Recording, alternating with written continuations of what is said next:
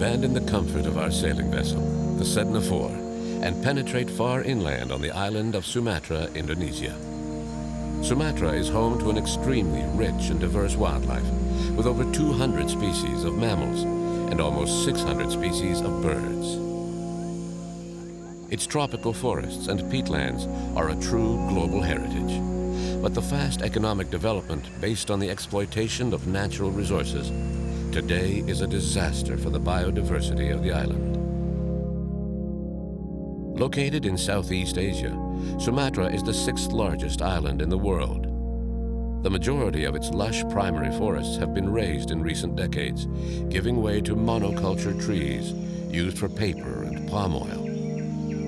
Today, in what remains of these lush forests, we still find populations of elephants, tigers, rhinos, and great apes. But all these iconic species are now on the sad list of endangered species. The remaining orangutans struggle to survive the impact of deforestation. The loss of these habitats threatens the wildlife populations, and if nothing is done quickly to stop this massacre, 98% of forests could disappear within 20 years. For economic reasons, the majority of Indonesian land was given in grants to companies that decimate these precious forests to make way for the highly profitable palm cultivation. Palm oil, used in food, cosmetics, and biofuels, the vegetable oil most widely used in the world. The forests in the province of Aceh in the west of the island are one of the last refuges for populations of orangutans in Sumatra.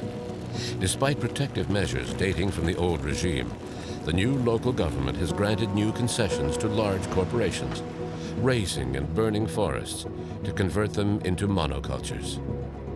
These practices are often illegal, but the government turns a blind eye. In this country, laws are often flouted, jeopardizing the survival of the last elephants, tigers, rhinos, and orangutans in Sumatra. Biologist Bryson Voirin, a specialist in arboreal mammals, joins our expedition.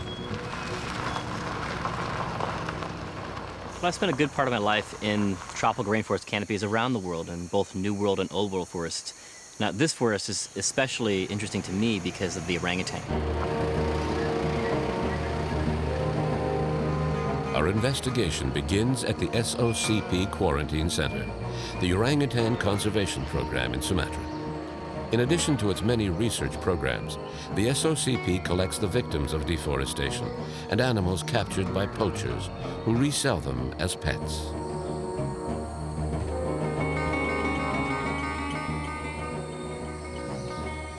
Its director, Dr. Ian Singleton, leads a team of nearly 70 employees. By combining science and education, SOCP hopes to improve the plight of the last orangutans in Sumatra.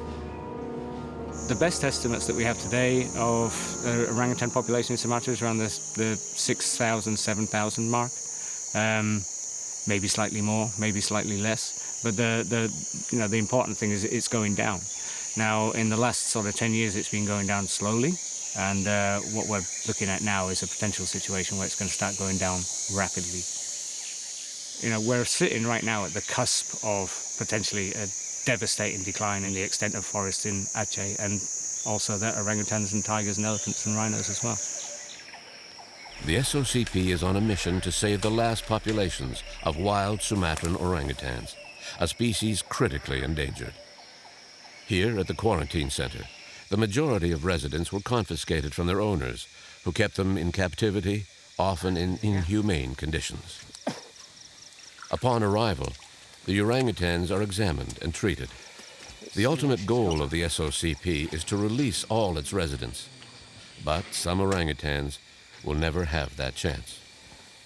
Hey, there you go. On that. Leuser was shot 62 times with an air rifle.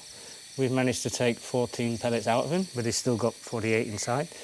And he's got the problem, his biggest problem, he's got 2 in this eye and 1 in this eye, so he's completely blind. If you can see his eyes, look, there's just nothing there at all. And we'll never be able to fix that. So he's going to spend the rest of his life as a captive orangutan, which could be more than, could be 40, 50 years. Why would somebody shoot an orangutan 62 times with an air rifle? What you have in these farmland areas, you've got people wandering around there with BB guns, and they'll shoot anything that moves. They shoot squirrels and monkeys, anything that they think is going to eat their crops. And I think that's exactly what's happened with him. They've probably run out of pellets after 62 shots. You want to sleep, don't you? You just want to sleep. Huh? So, yeah, these cages behind us are what we call the long-term cages. So that's especially for animals that we know can't be released, at least for the foreseeable future. But most of them, the vast majority, after they've done their quarantine down near the clinic, and we've treated them for whatever ailments they might have, then they move up to these big socialization cages up here. And this is the first time they kind of really start to learn how to be a little orangutan once again. You know?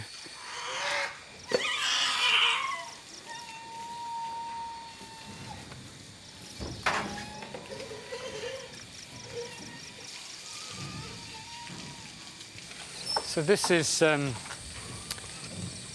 these are the socialization cages. So this is the first time they've met and been introduced to other orangutans, probably since their mother was killed and they were first captured. So this is where, once they're in here, they have to learn all these orangutan behavioral skills, how to defend their food resources and then you find out who the bullies are and who the subordinate ones are and everything else. The aim is to get these groups together where they all know each other and they all know how to interact with each other, and then we always try and get them into groups so that when they do eventually move to the reintroduction centre, they're not travelling on their own. They're travelling with orangutans that they already know, and they're arriving there with orangutans they know. And oftentimes, some of the orangutans that are out in the forest there, they also know because they were in here a few months ago or something like that. So they all will be released eventually? Yeah, everybody in here is a release candidate. We're just waiting. This Saturday, we plan to move 6 orangutans from here to Janto to start the release process there, and everybody else is just waiting for their turn. But it's quite a rewarding stage to get to, because these guys have many of them spent years on their own. Some of them have even spent like 10 years chained to a single tree around the neck with a metre of chain. And to finally get them into a place like this where they can really exercise, get to move around, learn all these new skills, it's a really rewarding part of the process.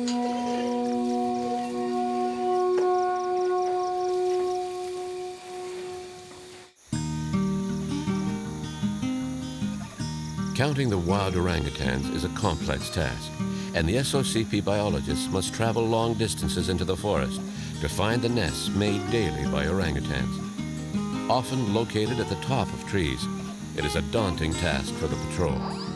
But today, a new technique is being used to better catalog the Indonesian forests. The drones are equipped with high-definition cameras to photograph or film the canopy, where the orangutans spend most of their lives. This new technique allows the SOCP team to work with great efficiency, unparalleled by ground crews. Drones can also be credited with gathering compelling evidence in the case of illegal practices. We started using drones as a tool here to try to count orangutan nests, to learn more about their distribution and abundance. In the past, we used to count orangutans by doing ground surveys. So we go into the forest and go in for a week, 2 weeks to go to remote areas and look how many orangutans there are and if there are orangutans. Now we can fly in with a drone for 10 kilometers, look around, are there nests, and come back in an hour. So once you release this, it's going to basically be flying itself. It's on autopilot. It's on autopilot, so we'll do the takeoff manually. And then we'll do a few rounds to see if everything is okay, and then we'll switch to auto, and then it will fly its mission and return, and then we'll manually land the plane again.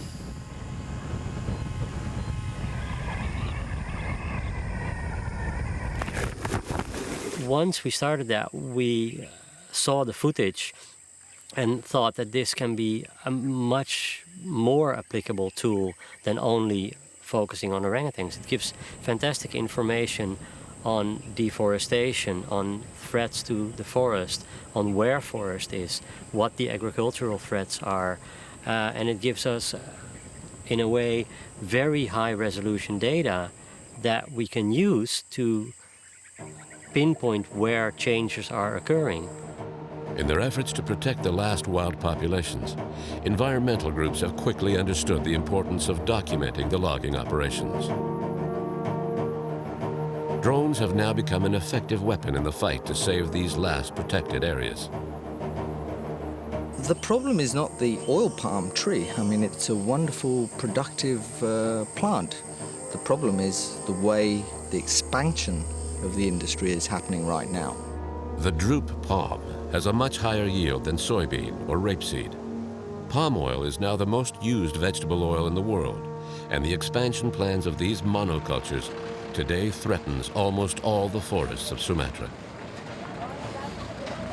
The old school plantation industry thought long term. They established a plantation for 100 years. But the industry currently is being driven by people wanting basically double-digit returns in one planting cycle. And I really don't think they care what happens after that.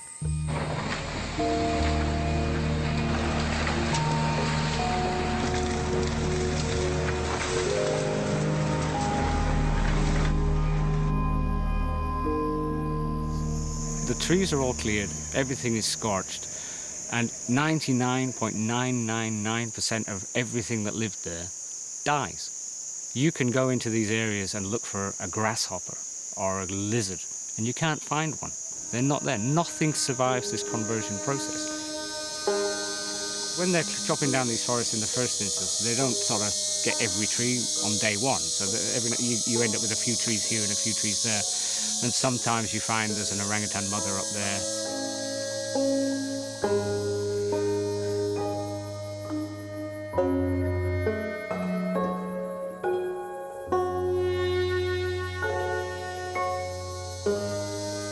So they will chop the tree down and then they will jump on this animal and beat it and club it with machetes and wood and sharpened bamboo sticks and everything, and it'll be killed that way.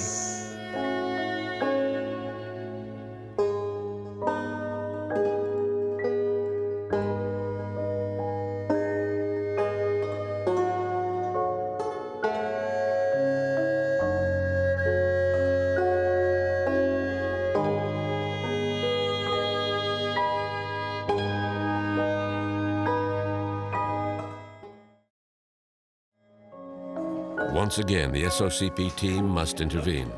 An ailing orangutan has been found in a plantation. The wounds sometimes that we see are just horrific. We had one many years ago. She aborted a full-term fetus during the attack, and when we got to her, she was chained to a tree by the neck, and her entire body was swollen up like she'd just done 50 rounds with Mike Tyson. It was horrible. The level of violence you need to do that, just concerted violence, it just amazes me. I find it hard to get it in my head that people can be that vicious. Animals rescued by the SOCP are fortunate, but they only represent a tiny fraction of the orangutan victims of deforestation and poachers. But for others, the majority, it will be death, out of sight, through carelessness and indifference.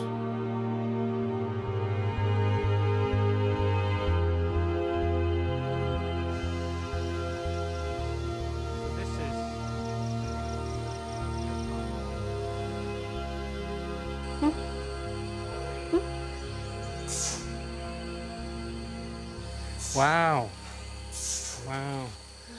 So this is the one we got yesterday morning, yeah? Yeah. We just got the information from the forestry department, and then he said with us he found some big orangutan in the plantation, and the people say the orangutan is just staying in one place and then don't want to moving, and then when try to looking with binocular, he found a lot of wound there. So this is why the forestry department make a decision to take this orangutan going to here.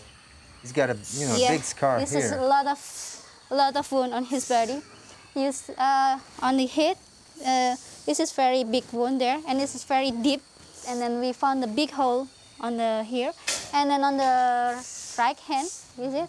He cannot using, and when we try to palpate, the scapula is calmed down. Oh, so wow. I don't know exactly is this a fracture or just dislocation. So we will make sure with the X-ray. But it's surprisingly calm, yeah? Yeah. Yeah. To see this poor creature come in and just look you in the eyes, and they have the most human-like expressions on their face, and it's just wondering, you know, what the heck is going on and what are people doing to me?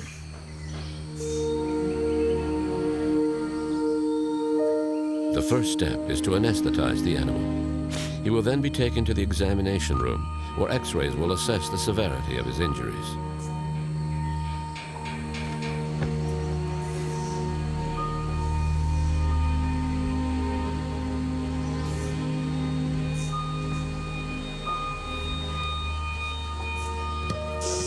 Rhea is an older male. He has not had much luck.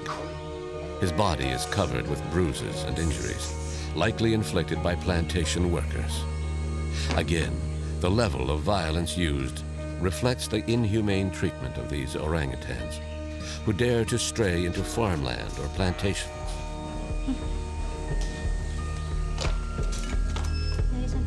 The main concern of the veterinarians are Rhea's internal injuries. A comprehensive examination will determine if surgery is necessary.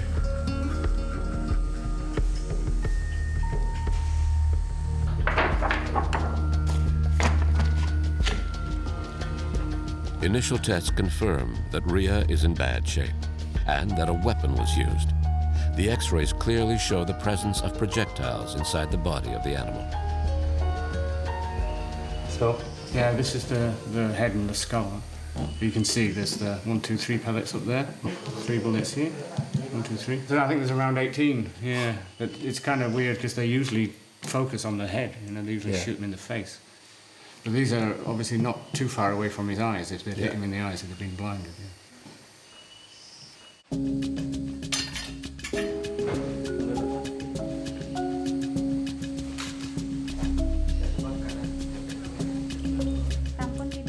The full examination confirms the severity of his condition and the presence of significant internal injuries. The veterinary team will have to perform several operations and then wait and see how the animal reacts. We observed the surgical procedures that lasted several hours. It was very extensive, and I think they're going to have to do more surgery on that animal just to keep it surviving for the time being.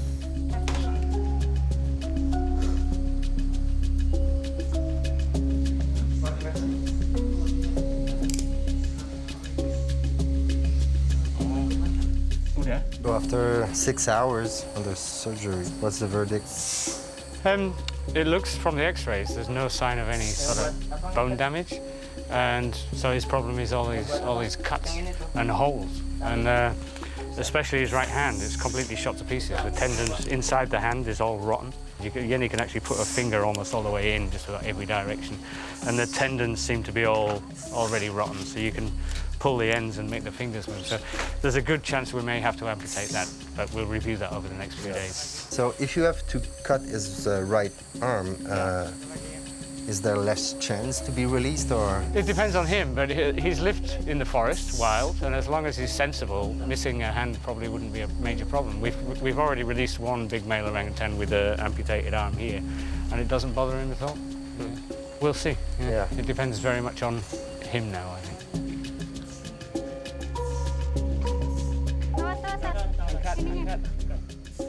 The plight of the orangutan is an eloquent demonstration of the government's inability to protect Sumatran forests and its inhabitants.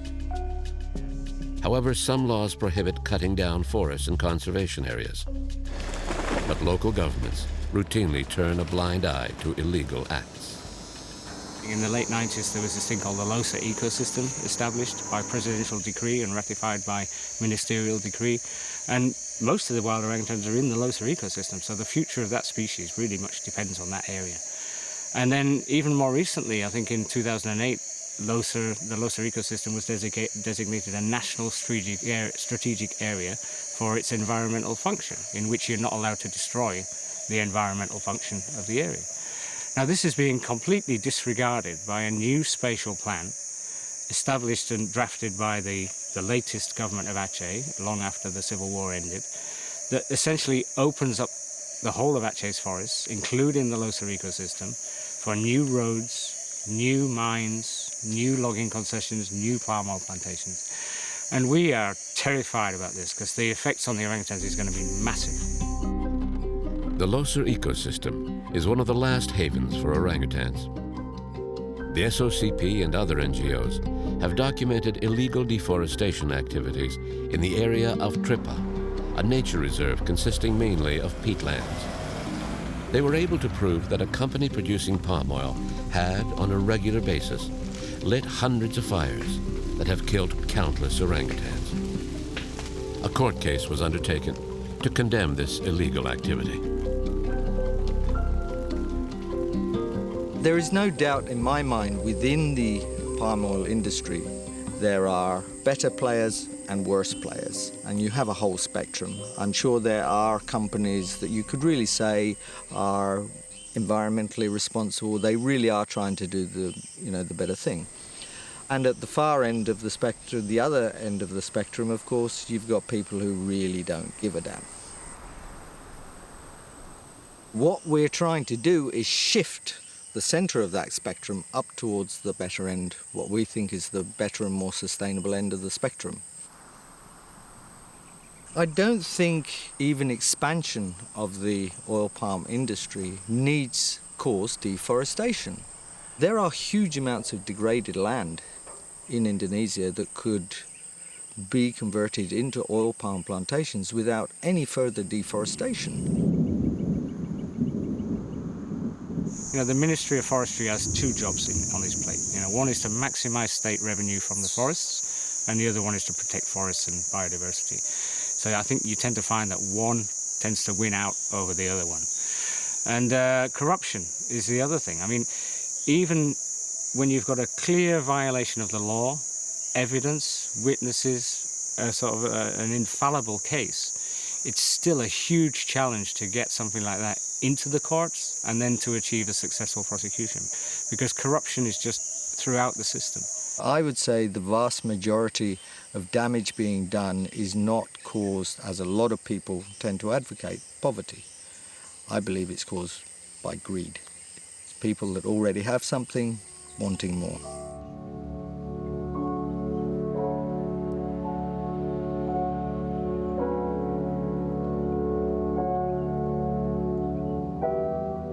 What's most surprising when walking in the plantations is the silence of the forest. A deathly silence, reflecting a world without life, artificial, and no future. What's changed then in 100 years of having all these plantations around? Nothing. The money is in Jakarta. It's built shopping malls and new airport for Medan, and it's spent in Singapore. And all the plantations in Aceh, you know, the owners of these, are actually living and spending all their money in Medan. It's not staying in the area. The day has finally arrived for some residents of the quarantine center. Today they undertake the long journey to the reintroduction site at Janto, located in the province of Aceh. These orangutans have socialized sufficiently to allow them to interact with other orangutans. They are now ready to be set free in a protected area where the SOCP brings together survivors of deforestation collected from all over the island of Sumatra. We're lucky when we're setting up new populations, because these orangutans come from all over Sumatra, not just one particular place. So actually, genetically, they would be sustainable and viable because they're from such a varied background. You know, we don't really need 500 animals here to maintain genetic diversity.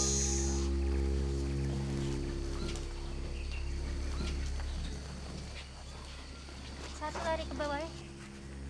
Pelan-pelan aja, nggak usah buru-buru.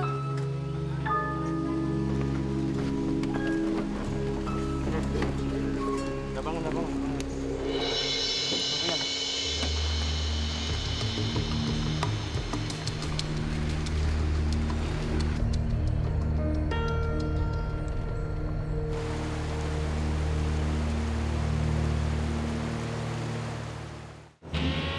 The road to freedom is a long one for its orangutans.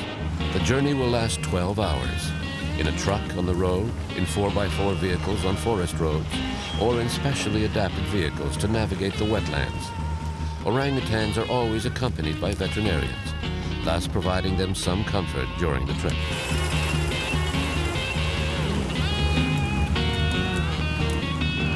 We also made the journey with them, often in dangerous conditions. The difficulties in accessing the reintroduction site provide some protection for this fragile territory, mainly made up of peatland. Peatlands are deep peat, where all the leaves and trees and branches that have fallen into the water have never rotted, because there's no oxygen down there. So you end up with this massive accumulation of carbon under the ground, sometimes 6, 10, 20 meters deep, something like that. Now, if you actually look at Indonesia, I think Indonesia has something like 56% of all the world's tropical peatlands.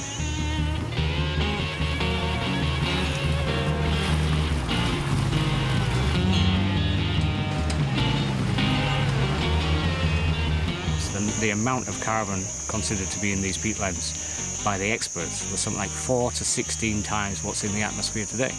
So this is a major issue. If you want to reduce emissions of carbon into the atmosphere, if you can stop destruction of Indonesia's rainforest, and especially its peatlands, you take a huge leap in the direction of your goal.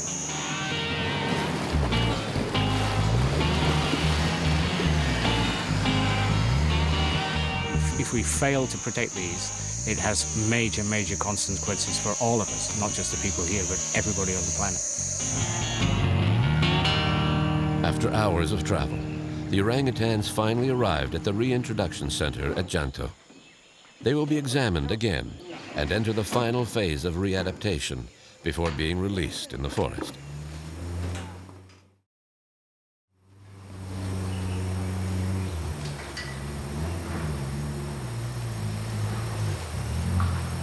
Mission accomplished.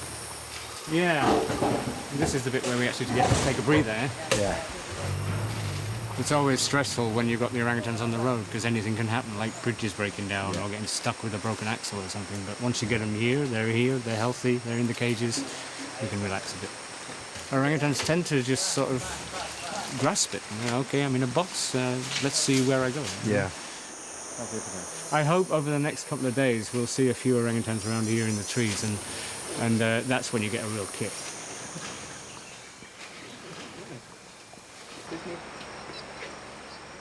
So he's feeding them now, but this is kind of fruit and veg that we normally get from the markets, just top up their diet. But once they get here in the Janto release site, we can start actually collecting fruits and other things from the forest, the stuff that they're going to encounter once they're out.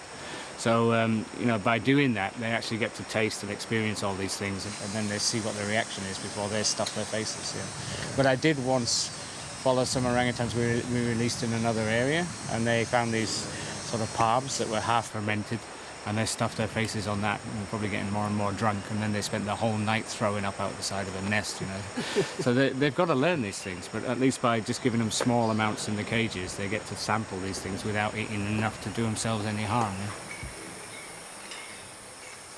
And actually, while we've just been talking, orangutan's just climbed up on the cage here. Has just come up now. She's been out 2 years. Wow, 2 years? Yeah, she comes back every few months, and she was here a couple of days ago, but she looks really good. I'm really impressed. Yeah.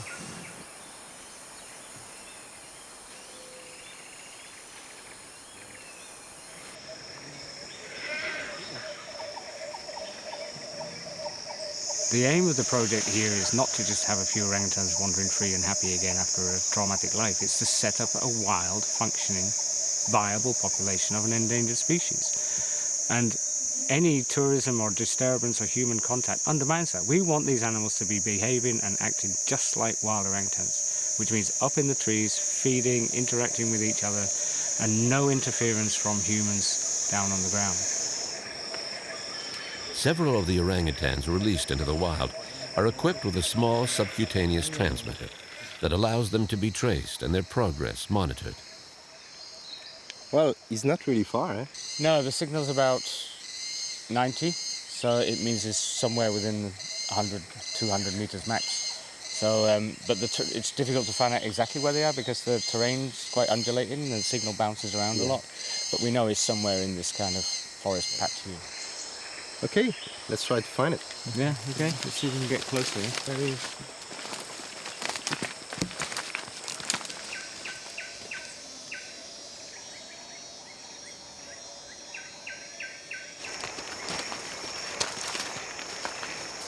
bersihin dekat-dekat sini.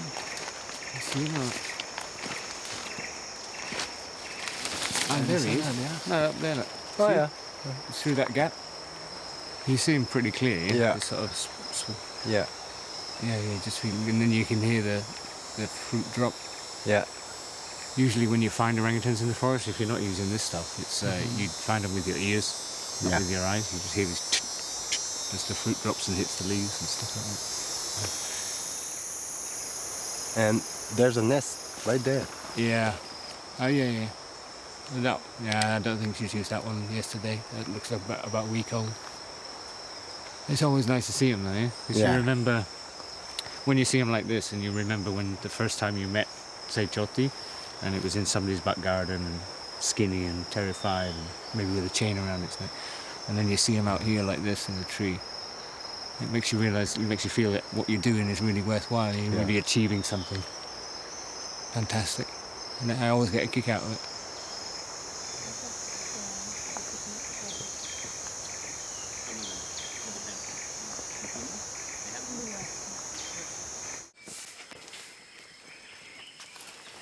But not all orangutans are so lucky.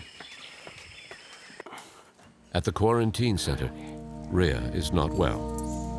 His health is deteriorating, and the medical team must act quickly.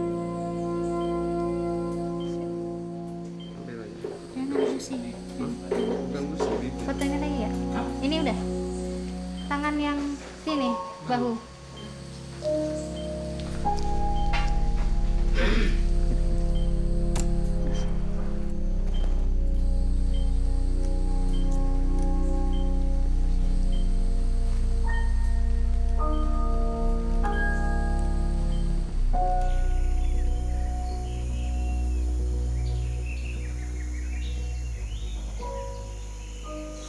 So great day for Ruben, eh?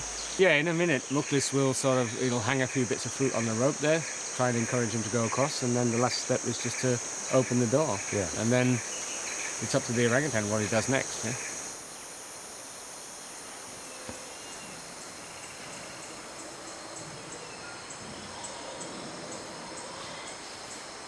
This is what it's all about, yeah? I mean, ever since the orangutans first confiscated and in the medical quarantine and patched up and everything else, it's all about this day where the door is finally opened and they have that chance of a second life in the wild, which could be another 40, 50 years or so. Yeah. It's fantastic.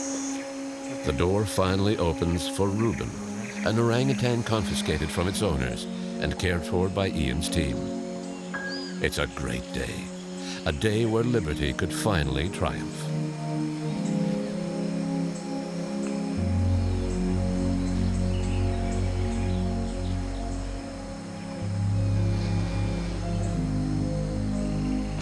Obviously a little bit unsure about what he's doing, taking a look around. A lot of them do that. They the surprise of having the door open is like, ooh, what's going on here? So they don't just immediately run into the trees, but they just consolidate themselves for a few minutes and see what's around, see what's where, and then they make a plan. Okay, look, he's off. Oh yeah. Oh yeah.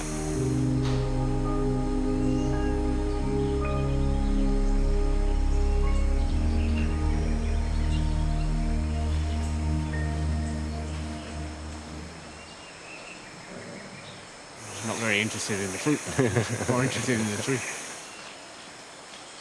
So we're very much hands-off from the very start. When they come out of the cages, they're not looking for a human contact. They're looking at the trees and seeing other orangutans there, and they're going there, and they're staying there. There's no difference between these orangutans right now and those orangutans I followed for 2 years in the swamps. They're up there all the time, feeding very much on the stuff they should be feeding on. And at the end of the day, they made these beautiful nests and went to sleep.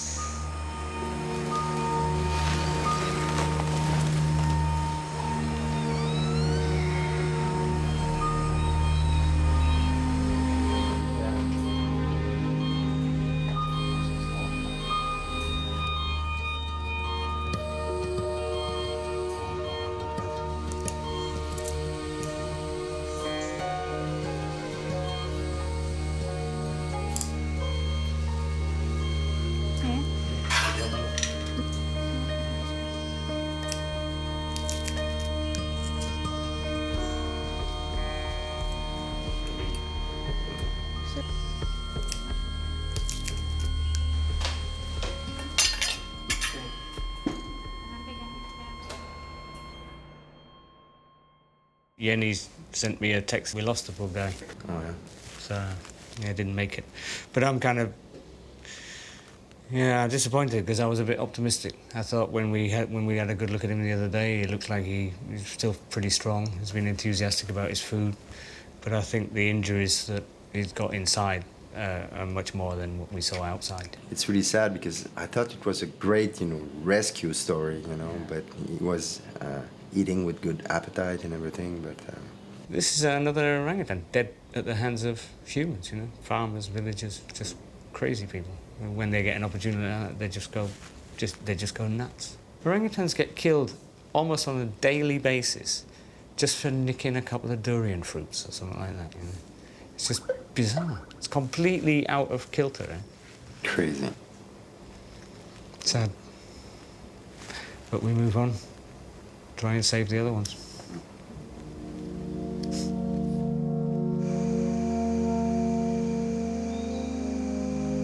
The fate of the last Sumatran orangutan populations depends on the commitment, determination, and passion of people like Ian Singleton and his team. The protection of the last protected forests of Sumatra is of paramount importance to avoid further tragedies such as Rhea. In this unrelenting fight, the SOCP did lose another patient. But the struggle has won an important victory, thanks to the support of other local NGOs and the public, who responded to the appeal by environmental groups.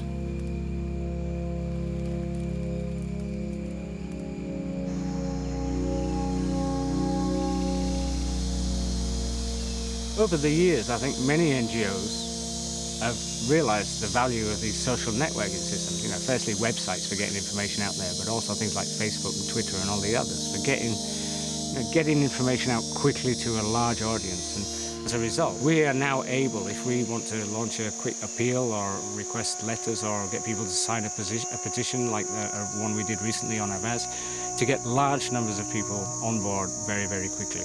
And the Avaz one in particular, we managed to get something, I think, as much as 1.3 million signatories within just a few weeks. Every time you sign one of these petitions, an email goes to the President of Indonesia, it goes to the Governor of Aceh, the head of the forestry, and it goes to all these others. So they hate getting 1.3 million emails. But it also gets picked up by the press. So because of this huge petition, the Guardian, the Independent, the Wall Street Journal, the Sydney Morning Herald, they're all willing to write articles because they know that this is a hot topic. So never underestimate the value of clicking like and share and getting onto these petitions and signing them when a cause really is something close to your heart.